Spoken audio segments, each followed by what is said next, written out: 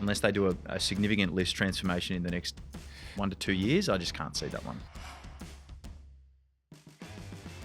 Welcome everyone to the Eddie and Jimmy podcast weekend predictors. We'll have a look ahead for this weekend's games. Make sure you find us on YouTube and Instagram. Just search Eddie and Jimmy. Always thanks to Fiji Airways and Hyundai.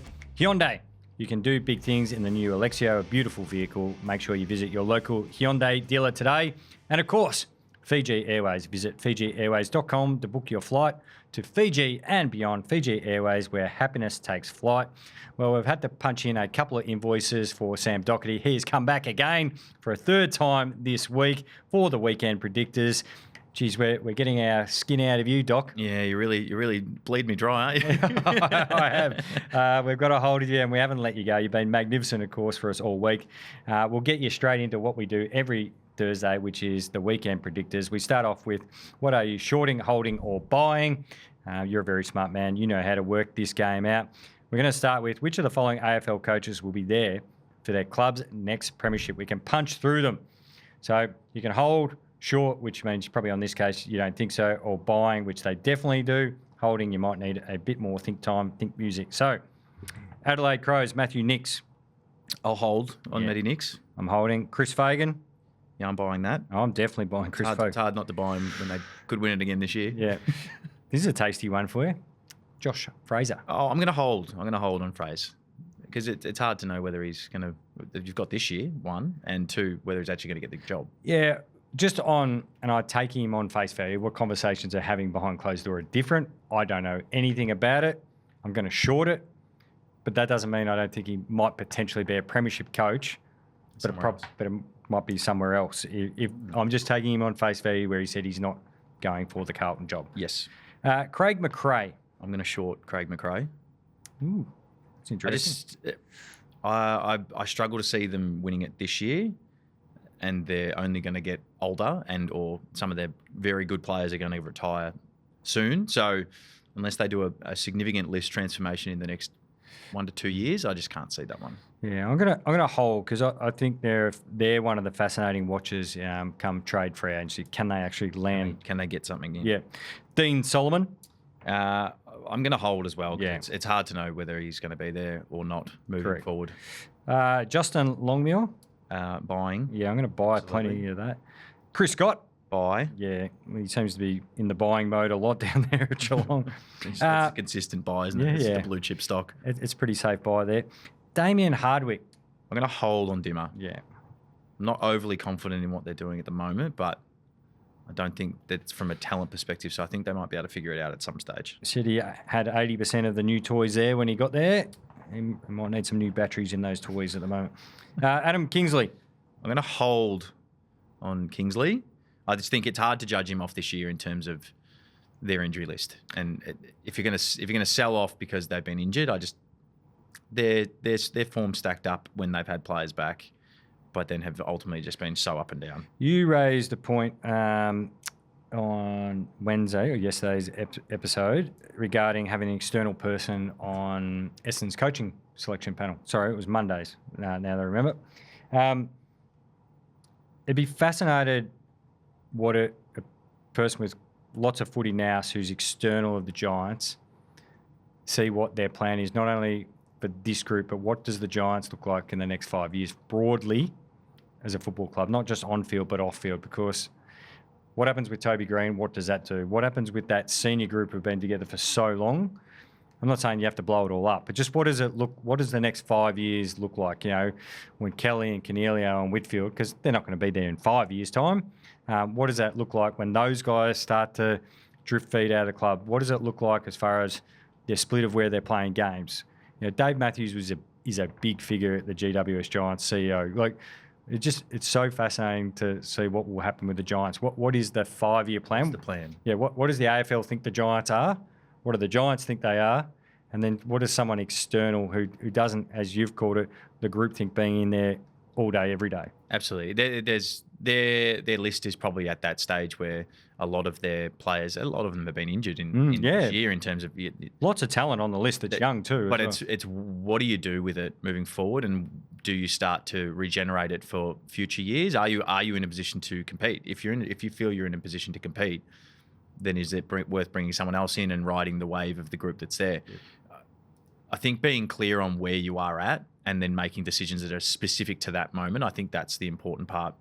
When you kind of get half-baked and you do sort of a foot in each camp, that's often where the mistakes are made, and then you kind of find yourself in purgatory, and then you end up not getting value for the assets that you have now to shore up your future, or you don't actually have a full crack at it to try and win now. So I think being really sure about where the direction is will be that. That's probably coming because, as you said, there's Toby Green, there's Jesse Hogan, Josh Kelly, Steve Cornelio. There's a big chunk of guys that have been there for a while that are either on the back end of their career or have been largely injured for a few years, if you take Josh Kelly's point of view, or what's going on with Hogan and Toby Green. We don't know yet. So those decisions will probably happen, and then their direction needs to be set from there. Yeah, got a really good coach in Adam Kingsley, the GM of footy, Jace McCartney, and their recruiting. They've done great jobs to put teams together. And, of course, young talent, Cadman, Tom Green comes back. Callahan's a star. Gothard's shown some stuff. Brent Daniel's a good player. Yeah, all that. So there's enough youngish talent coming through as well. I'm just curious. So that wasn't a negative. It's just which way is it heading for them? Yeah. Sam Mitchell. Bye. Stephen King. Bye. Alistair Clarkson. He's a hold for me. Yeah, I think hold. I'm not sure he's probably getting the most out of the group right now, and where that lands, I don't actually know. And I think next year will be a really big year. If they don't take that, we spoke about earlier in the week, if they don't take that big step soon, then it starts to become, that's where the question marks will start to come, especially from everybody that sits in our seats on the external part of the media world. Josh Carr. I like what he's doing. There's a few in the next group that history doesn't tend to bode well for the guys that are taking sort of the clubs down the bottom up and being able to survive all the way up to the top. So he's a hold for me because I really like what he's doing. So I'm assuming then Adamuze is a hold? Adamuze is a sell at the moment for me. Just because, shorting, whatever the right terminology. You can tell me. He's one that they're still dipping, it feels like. So I kind of liken it to when Bolts took Carlton. There's still the little bit down to then go up, and time pressures tend to get a hold of those ones a bit sooner. If you look at, say, a Josh Carr, I think he's made significant steps in what it's going to look like moving forward. Not to say that he could get there, but I feel like they're in a really rough spot across all the metrics that I use for my my data and analytics. They're sitting last on all of them, which is an alarming statistic in itself. The problem for them is that they haven't had this chunk of young players even play 20 games together. So I know it's a way-back machine and it's almost a different era now, and it shows how old I'm getting. But when I came through at Geelong, there was 2 drafts before which they took like 8 players. So it's Ling, it's Corey, it's Enright, it's Chapman, that group. Mm-hmm. And then it became like Josh Hunt, Max Rook, and then it was my draft, which is myself, Junior, Kelly, Johnson, and I'm not forgetting it. And then it was also the year after was Mackie and Lonigan. So, bang, there's like 3-4 years. Yeah.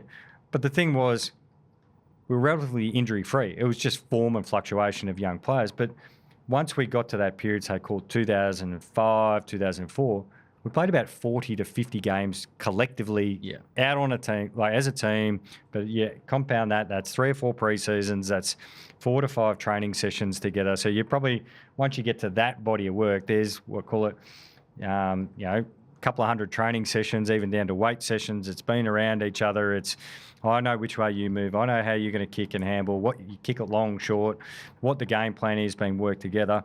You can even probably maybe grab a bit of the Hawks as well, because obviously Roughhead, Franklin, Lewis, and then Mitchell, of course, and then you add Rioli and these guys, and their core group, 50, 60 games, and then they launch into the great Hawk sides that just kept winning, of course. Like, I don't reckon they've even played 5 games together. No, and that's the alarming thing with it. And to the point, I still think they're a few drafts away from that even being kind of all of this, everyone together, and then being able to get that cohesion. So it's an interesting watch, and how patient the Richmond Footy Club will be. I think what they are doing, we just had the conversation about, so the Giants, they know where they're at. Yeah. So that's the bit that I might have I have a tick for Adamuze. The club knows where they're at, and they know they're rebuilding. They know it's going to take time. So in that sense, that he'll have the time underneath him. But with so many coaches that take over these young lists, they run out of time when there's the frustration of everything else comes off the back of it. What about Ross, the boss? I'm holding Ross. I like what they're building in terms of the region. I'm less of what everyone else has been in terms of the want to win now. I think the moves they made actually does shore them up for the future. So I like what they're building, but he will have time pressure in terms of how this thing progresses over the next couple of years. Yeah, re-sign Darcy Wilson. They start getting Travalia and Taru going consistently. I think Henry, they keep him going consistently. Of course, been a bit of fluctuation, of course, with injuries as well. Work out what Philippou is at AFL level. Yep. They got Boxall. We know Max Hall. I like that their core group. Yeah, I like their young core group. So yeah, a lot, and that's maybe why I keep being so bullish on the Saints. Dean Cox at the Swans. Yeah, we're buying Dean Cox. Minnie McQualter at the West Coast Eagles. Holding Minnie McQualter. I really love what Minnie McQualter's doing, but he's in that group of young coaches taking young groups, and I just don't know how long they survive. I like the changes that they've made in their game in terms of even just over the last couple of months, offensively and defensively, take huge steps forward. They've got some supreme talent there on their list. The three of my favourite younger guys at the moment: Willem Dersma, Harley Reid, and Job Shanahan. Like just three guys that you can. You like to watch play. Oh, absolutely. Yeah. And you can build clubs around those sorts of guys. So he's a hold for me.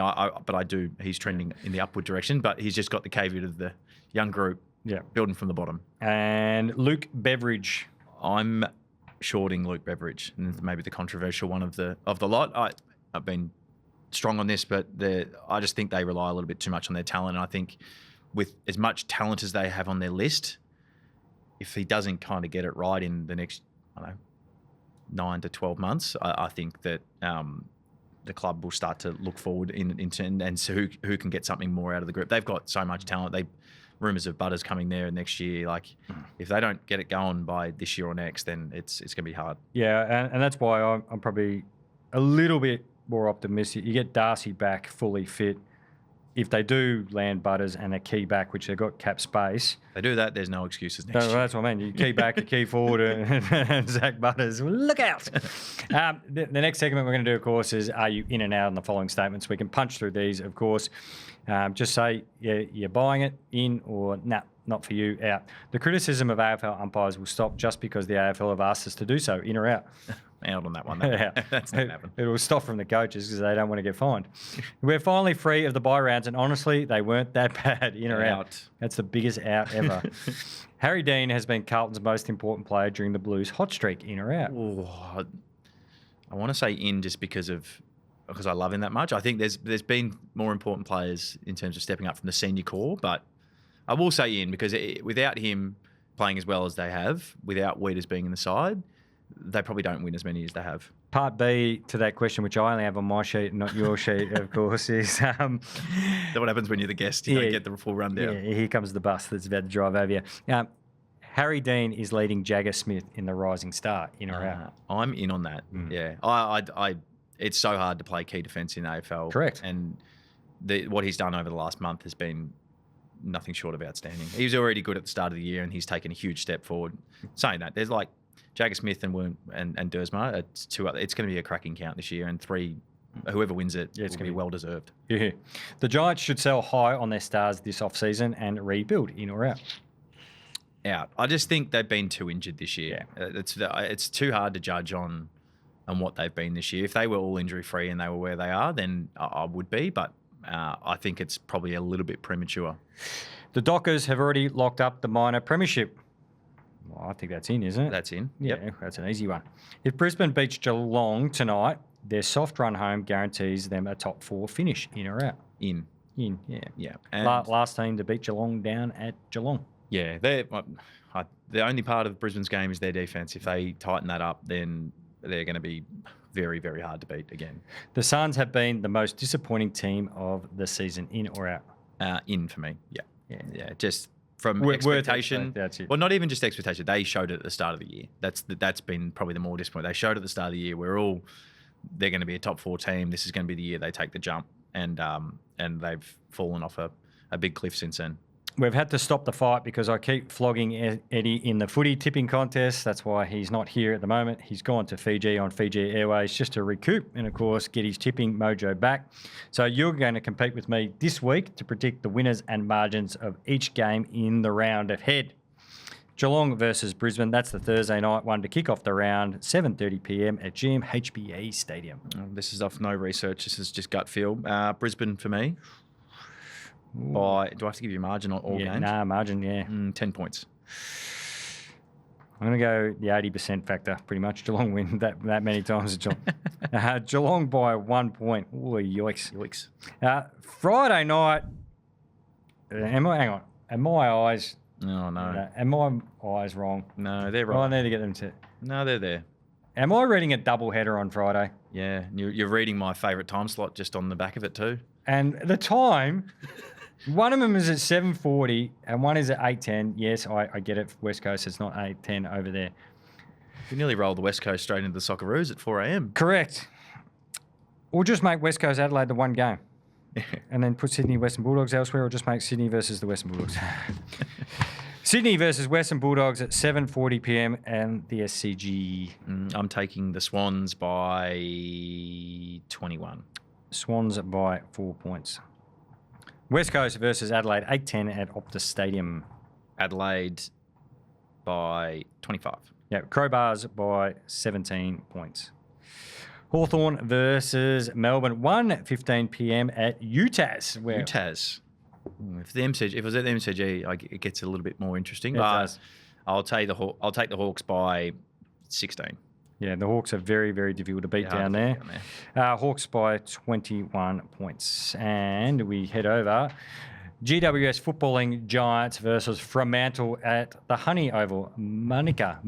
And again, 1:15 into a 1:35 p.m. game. Hard for us analysts to sit down and watch all games. Yeah, well, we do watch them. We do. Freo by 52. I think they do it by a bit. Yeah, Freo, I'm going to say by 28 points. They'll just come off a little bit, Freo, but still win that one. Gold Coast versus Collingwood at 4:15 p.m. at People First Stadium. This is an interesting game, this one. I'm going to take the Pies by a small margin. So I'm going to say by 3 points. Yeah, I like what the Pies have been doing the last couple of weeks. Statistically, they're not going as bad as what everyone else thinks, but they're, it'd be a tough game. Whoever wins that, they're two teams that, from a clearance point of view, whoever wins that battle, I know that's not the modern game, whoever wins that will go a long way to winning the game. So, school holidays, and Collingwood are one of the great travelling fan bases. They'll have a massive crowd of Collingwood fans up there, so make it feel like home. They do that wherever they go, Collingwood. Collingwood by 8 points in that one. Richmond versus Carlton, 7:35 p.m. at the MCG. Can the Fraser freight train keep rolling on? Yep, 7-0, I think. 42 for the Blues on that one. 42. Decent win. Yeah, I'll go 32 points. And the Sunday clash at 3:15 is Essendon versus St Kilda. Saints just have to win that. Yeah, they have to win. They just need to win. Saints by 15. Saints by 35 points. And another overlapping game, Port Adelaide versus North Melbourne at the Adelaide Oval, the 4:40 p.m. time slot. And a big game for North, definitely. If we're putting them anywhere near the 10, they need to get this done. I'm taking Port because I like Port and I like the way they defend, as I've said for a while. So I'm going to take Port in a very, very close one. I'm going to say 2 points. Just home factor.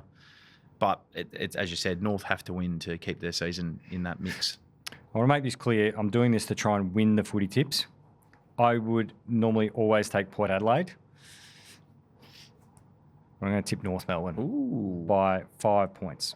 So you're saying you believe? No, I don't believe at all. It seems like you believe. No, there's zero belief but you've got to actually get some back in the footy tips. That is a pure footy tip. I'm behind by a couple. Not on Ed, of course. I'm smashing him. But everybody else on the footy tips. So, hey, Doc, we've made you work hard. Make sure you invoice us. You've done a magnificent job. And keep up all the great work in the media. I know it's been well received by all and sundry. Thanks for your time. All right. See you next Monday. That was Sam Docherty. And we'll talk to you all on Monday. Make sure you follow the Eddie and Jimmy podcast wherever you get your good podcasts from and your bad podcasts, of course. Find us on Instagram and YouTube. Just make sure you search Eddie and Jimmy.